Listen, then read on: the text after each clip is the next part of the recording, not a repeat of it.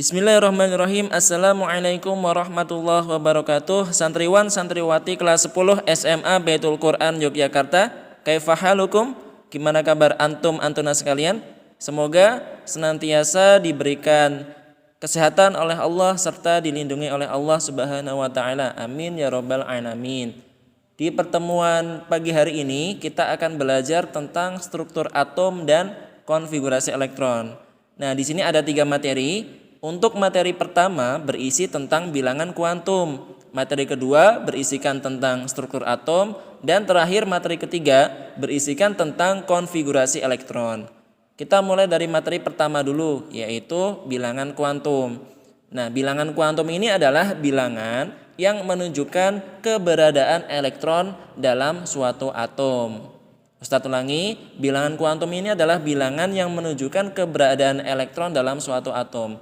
Bilangan kuantum masih ada kaitannya dengan 2 model atom yang terakhir, yaitu model atom Bohr dan model atom mekanika kuantum. Teori atom Bohr yang dicetuskan pada tahun 1913 melahirkan gagasan tingkat-tingkat energi yang dikenal dengan nama orbit atau kulit.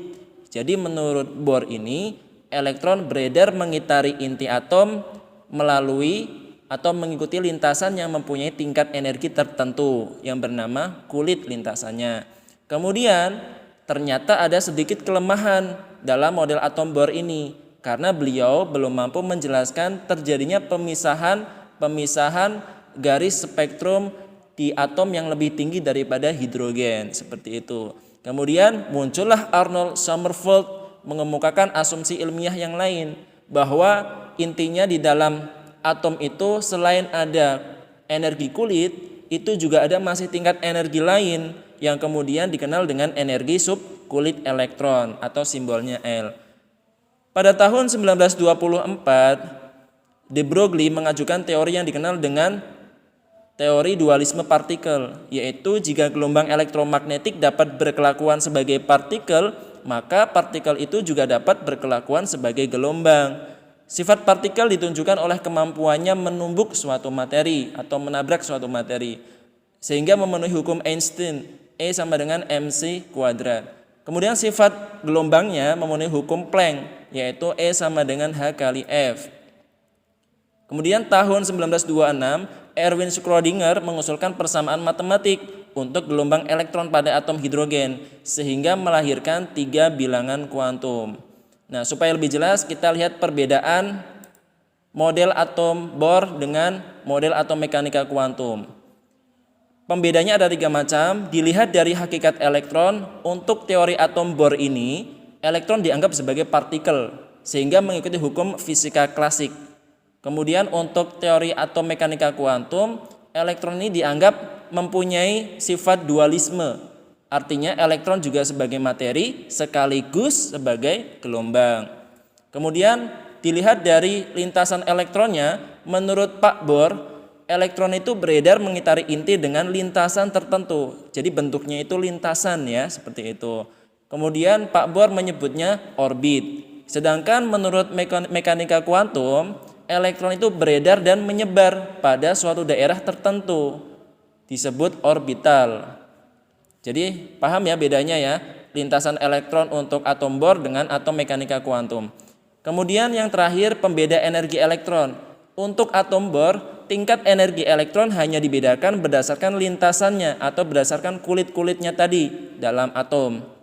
Sedangkan menurut mekanika kuantum, tingkat energi tiap elektron digambarkan dengan 3 bilangan kuantum yang berbeda. Nah, kita akan mempelajari 3 bilangan kuantum ini. Yang pertama, bilangan kuantum utama, simbolnya N. Bilangan kuantum utama ini menggambarkan tingkat energi dan ukuran orbital. Orbital masih ingat ya? Orbital itu ruang kebolehjadian ditemukannya elektron, itu orbital namanya. Bilangan kuantum utama merupakan kulit-kulit atau orbit yang telah ditemukan oleh Bohr.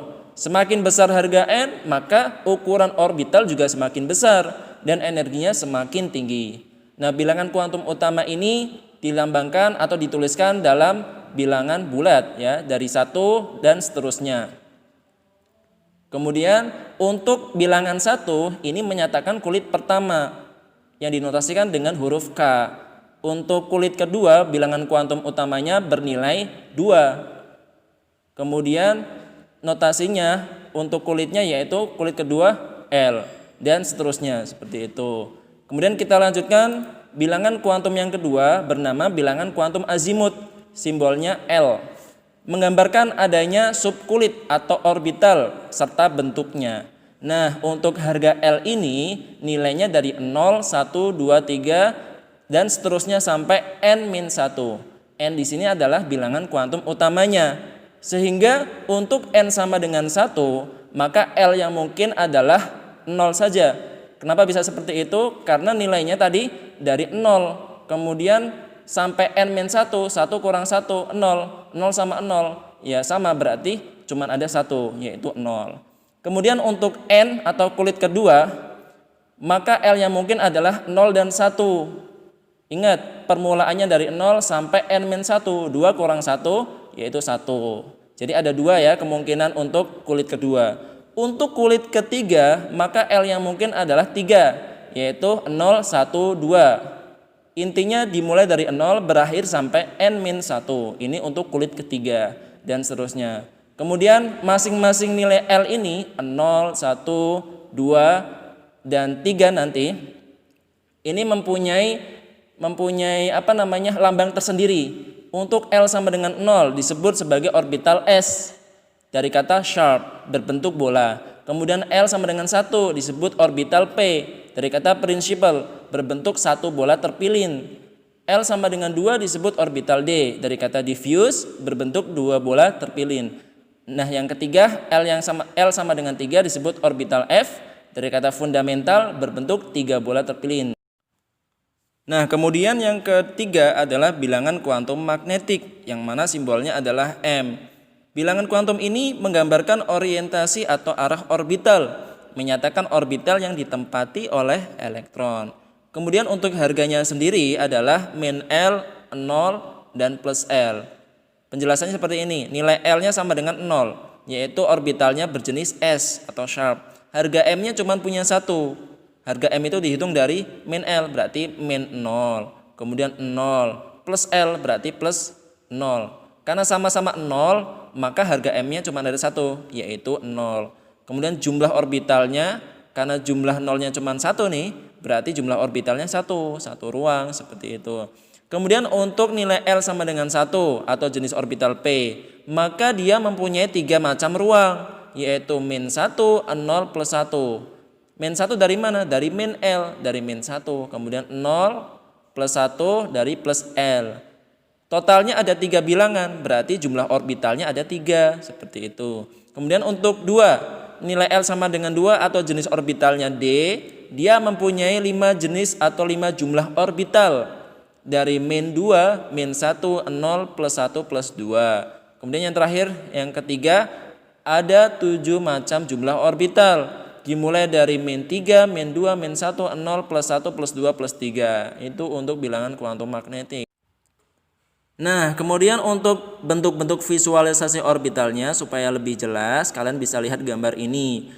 Untuk kulit pertama atau N sama dengan 1, maka dia mempunyai satu bilangan kuantum azimut, yaitu 0. Kemudian untuk kulit kedua mempunyai 2 bilangan kuantum azimut, yaitu 0 dan 1. Dimana kalau L sama dengan 0, dia cuma mempunyai 1 bilangan kuantum magnetik. Kemudian L sama dengan 1 atau P mempunyai 3 jumlah orbital. Nah, untuk namanya PZ, PX, dan PY. Gambarnya bisa kalian cermati supaya bisa membedakan mana PZ, mana PX, dan mana PY. PZ itu artinya dia berhimpitan dengan sumbu Z, PX berhimpitan dengan sumbu X, PY berhimpitan dengan sumbu Y, seperti itu. Kemudian untuk kulit ketiga, dia mempunyai 3 bilangan kuantum azimut 0, 1, dan 2. Untuk 0, bilangan kuantum magnetiknya cuma 1. Untuk yang L sama dengan 1, seperti tadi, mempunyai 3 macam jumlah orbital atau 3 macam jumlah bilangan kuantum magnetiknya, yaitu PZ, PX, dan PY. Nah, untuk yang L sama dengan 2 atau orbital D mempunyai 5 macam jumlah orbital, yaitu bernama dx kuadrat, kemudian dxz, dyz, dxy, dan dx kuadrat min y kuadrat. Nah, masing-masing bentuk ini silahkan kalian perhatikan baik-baik supaya bisa bedainnya. Kemudian lanjut ya. Kita lanjut ke bilangan kuantum spin. Nah, Wolfgang Pauli pada tahun 1926 mengusulkan postulat tentang bilangan kuantum spin.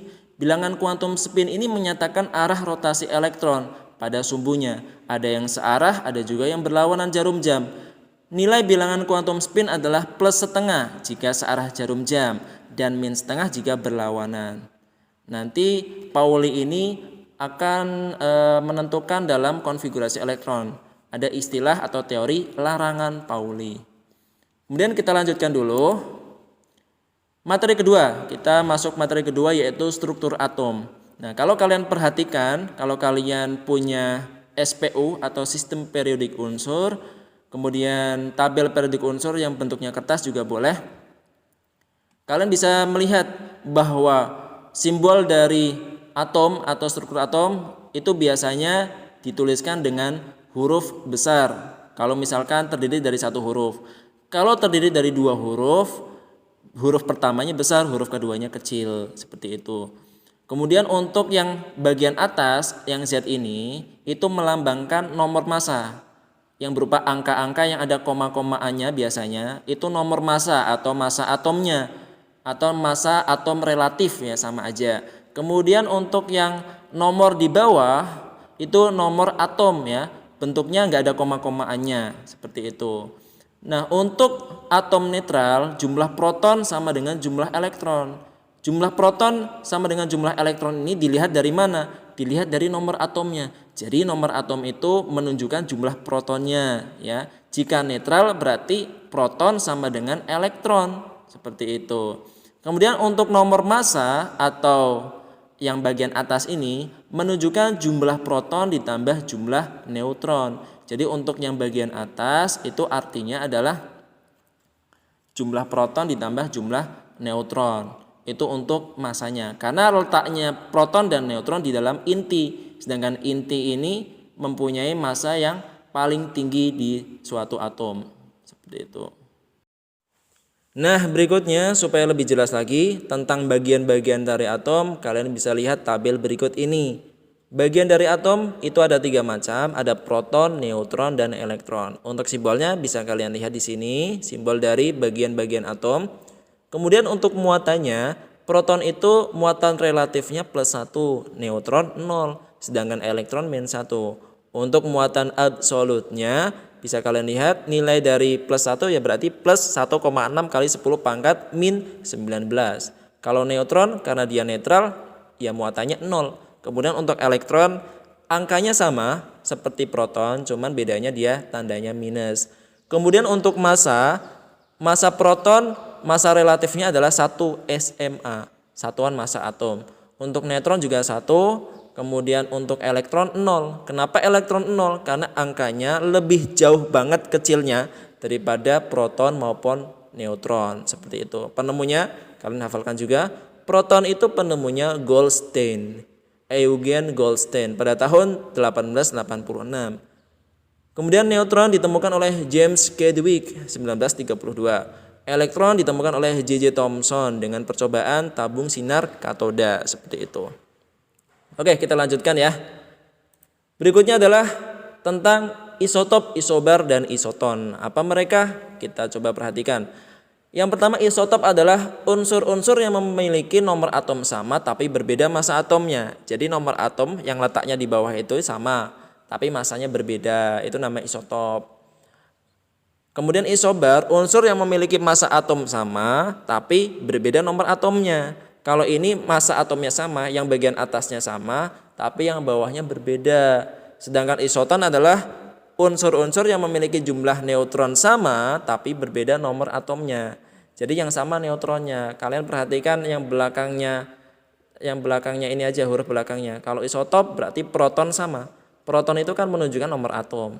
Isobar massa atom sama atau bagian atasnya sama. Isoton neutronnya sama. N neutronnya sama. Nah, perhatikan nih contohnya. Oksigen dengan nomor atom yang 8 semua, ternyata masanya ada yang 16, 17, dan 18. Nah, oksigen ini yang ketiga-ketiganya ini dinamakan isotop, seperti itu. Kemudian untuk Na dan Mg, keduanya masanya sama 24 semua, tapi untuk nomor atomnya berbeda. Ini yang dinamakan isobar. Sedangkan untuk yang ketiga 13, 6, 14, 7 berbeda semua. Cuman kalau kita hitung neutronnya, oh ya, neutron itu selisih dari atas kurangi bawah. Dari massa kurangi nomor atom, itu neutron. 13 kurangi 6 berapa? Ayo. 7 kan?